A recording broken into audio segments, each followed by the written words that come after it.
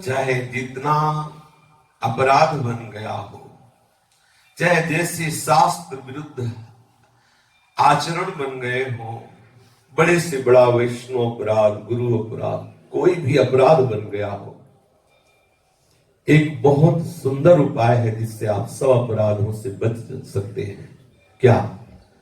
हरि के प्रेमी जनों के यदि चरणों का आश्रय ले लिया जाए, यदि वैष्णव अपराध भी बन गया है और आप किसी भी भगवत प्रेमी महात्मा का आश्रय ले लें, तो बहुत जल्दी वो उपाय आपके हृदय में आ जाएगा, बहुत जल्दी वो विधान बन जाएगा जिससे आप वैष्णव अपराध से मुक्त हो जाएंगे। बहुत जल्दी वो आपको युक्ति मिल जाएगी जिससे आप गुरु अपराध से मुक्त हो जाए। चाहे जितना भयंकर कोई अपराध बना हो, भगवान के प्रेमी जनों के चरणों का आश्रय लेने से समस्त अपराध के मोचन की युक्तियां प्राप्त हो जाती है। आपके हृदय में दैन्यता आ जाएगी, आपके हृदय में विनय आ जाएगा, जिससे अपराध बना है आप ऐसे दैन्य हो जाएंगे। समस्त अपराध अजमो सोच विचारिके, सोचो विचारो तुमने कैसे कैसे अपराध किए हैं, कैसे कैसे माया की मलिनता में अपने अंतःकरण को तुमने गंदा किया है। ये मन बुद्धि कैसे तुम्हें गलत सलाह देकर भगवत विमुख आचरण में ले गए। थोड़ा सुलझो, भक्तों के चरणों का आश्रय ले लोगे तो हरि बड़े कृपालु हैं, आपको समस्त अपराधों से मुक्त कर देंगे और हृदय में ऐसी घनीभूत भक्ति का प्रादुर्भाव होगा कि जीवन में कभी पुनः अपराध बनने की संभावना नहीं होगी। क्योंकि जब भक्ति में पुलाई होती है तभी विकारों का प्रवेश होता है। अर्थात जब अंतर युक्त भक्ति होती है, अभी थोड़ा भजन हुआ, फिर थोड़ा विषय चिंतन हुआ, फिर ठाकुर सेवा हुई, फिर संसार के भोगों के सुख का चिंतन हुआ, ये निरंतर भजन नहीं हो रहा, ये अंतरयुक्त भजन है। इसी अंतराय में वो महान दुख प्रदान करने वाली वृत्तियां प्रवेश कर जाती है। लेकिन यदि भक्तों का चरित्र श्रवण किया जाए, यदि भक्तों के चरणों का आश्रय लिया जाए, यदि भक्तों की बताई हुई उपासना पद्धति से उपासना की जाए, तो विकारों के प्रवेश होने का अवसर ही नहीं रहता। हृदय में भक्ति घनीभूत हो जाती है। अगर आप कहें कि हमने तो आश्रय लिया लेकिन मेरे हृदय में विकार आ रहे हैं, सच्ची मानिए अभी आपने आश्रय नहीं लिया। वाणी से कह देना एक वाणी का आश्रय मात्र है, लेकिन हृदय में अहम भरा हुआ है। विद्या रूप महत्व कुल धन जौवन अभिमान, सतकंटक देखे जहां राह भक्ति निदान। आप भक्त संग से हटा दिए जाएंगे यदि आप अभिमान करेंगे।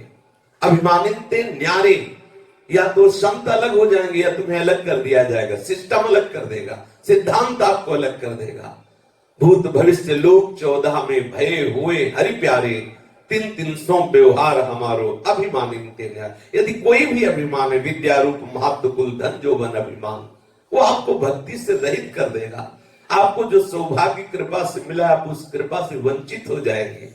ये केवल बुद्धि का विलास, एक ही परम तत्व है, दूसरा कोई है नहीं। चाहे जहां भटको, चाहे जहां भागो, हमें अपनी बुद्धि शुद्ध कर लेनी है।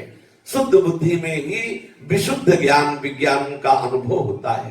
पूज्य महाराज श्री बालकृष्ण दास जी अपने वचन में, अपनी वाणी में कह रहे हैं, यदि तुम्हें श्री कृष्ण प्रेम चाहिए तो संत संग ध्रुव अनिवार्य है। अगर संत संग नहीं तो आप कोई भी साधन करके देख लो, आपको भगवत प्रेम प्राप्त नहीं होगा। संत दर्शन और संत सेवा, संत संग, संत दर्शन और संत सेवा, अटल विश्वास करो तुम्हें श्री कृष्ण मिल जाएंगे। महापुरुषों के वचनों पर विश्वास करो। संत संग, संत दर्शन और संत सेवा, अटल विश्वास करो तुम्हें निश्चित श्री कृष्ण मिल जाएंगे। वो विधान अंदर से बन जाए। हम संत दर्शन, संत संग और संत सेवा का लाभ नहीं ले पाते क्योंकि अहम होता है। सामने संत कम पढ़े लिखे हैं, सामने संत कोई सिद्ध चमत्कारी तो दिखाई नहीं देते हैं। संसार में चमत्कार दिखा जाता है। कौन सा चमत्कार? छोटी छोटी बातों का चमत्कार, ये वस्तु वो वस्तु, ये बात वो बात। सबसे बड़ा चमत्कार है हम संसारिक जीव जो मायामल से युक्त है, हमारा मन थोड़ा सा भी प्रिया प्रीतम में लगने लगा, ये बहुत बड़ा चमत्कार है। आप इस बात पर महत्व बुद्धि कीजिए। संसारिक चमत्कार चमत्कार नहीं है। अगर आपका हृदय थोड़ा सा भी संसार से हटके 100 में 1% भी हटने लगा और मन में आ गया कि हम भी थोड़ा भजन करेंगे श्यामा श्याम का, थोड़ा सा श्यामा श्याम प्यारे लगने लगे, बहुत बड़ा चमत्कार हो गया। अनंत जन्मों से वासना में डूबा हुआ मन थोड़ा सा राजी हो गया पिया प्रीतम की तरफ, बहुत बड़ा चमत्कार हो गया। आप अज्ञान के कारण इस बात का महत्व तो नहीं दे पा रहे हैं, इसीलिए आपका हृदय इस बात में विश्वास नहीं कर पा रहा कि संत दर्शन से, संत संग से, संत सेवा से निश्चित श्री कृष्ण की प्राप्ति हो जाती है। महाराज जी कह रहे हैं बिना संत संग के, बिना संत समागम के, दर्शन के, बिना उनकी सेवा के जो जी नहीं सकता, उसके बिना श्री कृष्ण रह नहीं सकते। ध्यान दीजिए, जिसका ऐसा जीवन हो गया है वो संत संग के बिना नहीं, सत्संग के बिना नहीं जी सकता, वो संत सेवा के बिना नहीं जी सकता, वो संत दर्शन के बिना नहीं रह सकता, तो श्री कृष्ण उसके बिना नहीं रह सकते। विशुद्ध संतों के प्रति अनन्य भाव होने पर प्रेमोदय हो जाता है।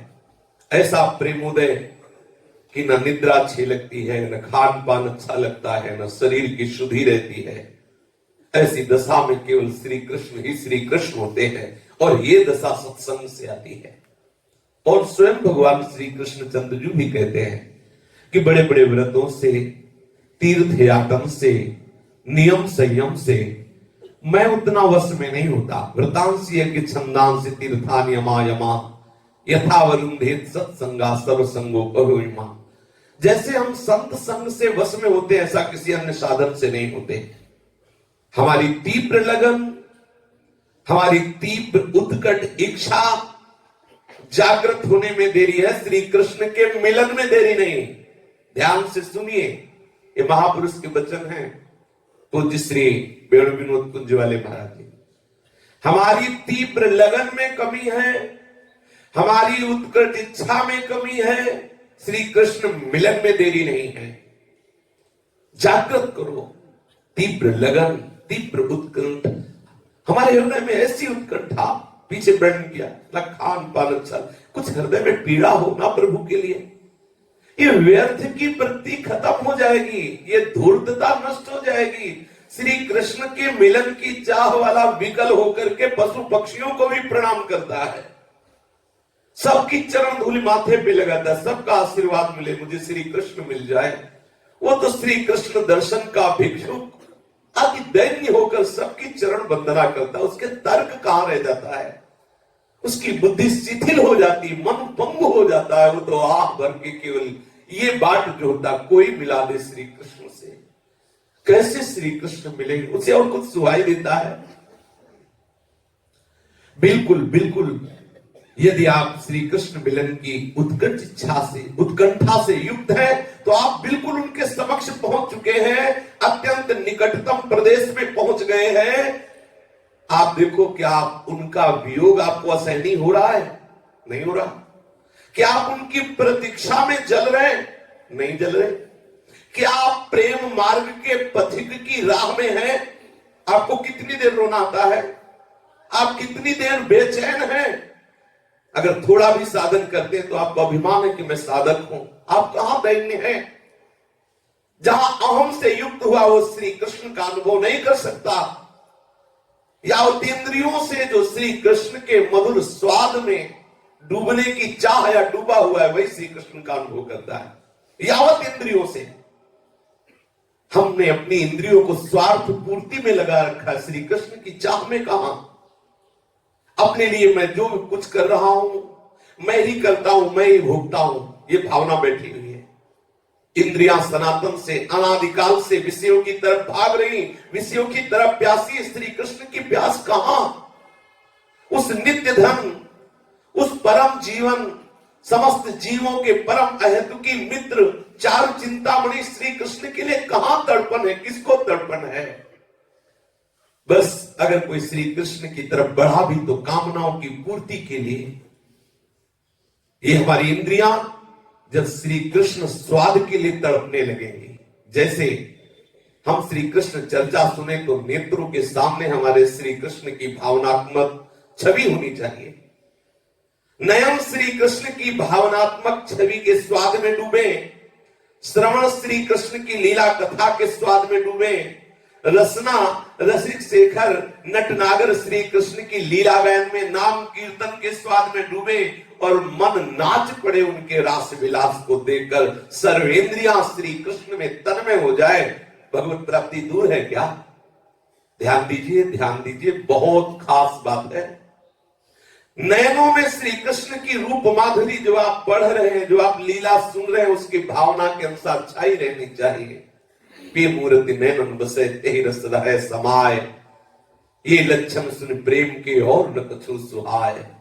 प्रीतम की छवि नेत्रों में, प्रीतम छवि नैनन बसी पर छवि कहा समाए, भरी सराय रहीम लगी आप पथिक फिर जाए। रूप छके घूमत रहे तन को तनिक न भान, नारायण दृग जल बहे यह प्रेम पहचान। विरह कमंडल कर लिए बैरागी दोनों नेत्र विरागी हो गए, अब कहीं लग ही नहीं रहे। मांगत दर्श मधुकरी छके रहत दिन रहे। मांगत दर्श प्रतिपल नेत्रों में समाये हुए प्रीतम के फिर भी मिलन की आकांक्षा है।